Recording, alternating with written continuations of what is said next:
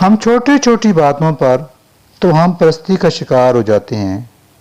عموماً سننے میں آیا ہے کہ فلاں نے کالا علم کر کے میرا رزق بند کر دیا ہے۔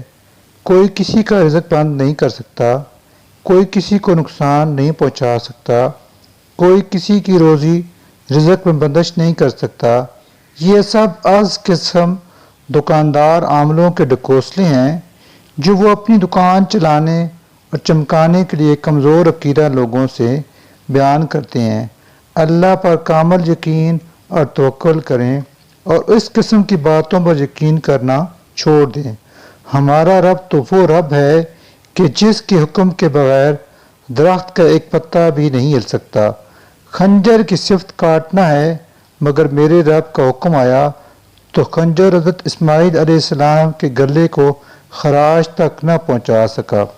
آگ کا کام جلانا ہے، میرے رب نے آگ کو حکم دیا امن و سلامتی والی ہو جا، اتنی ٹھنڈی بھی نہ ہونا کہ میرے خلیل کو سردی لگنے لگے۔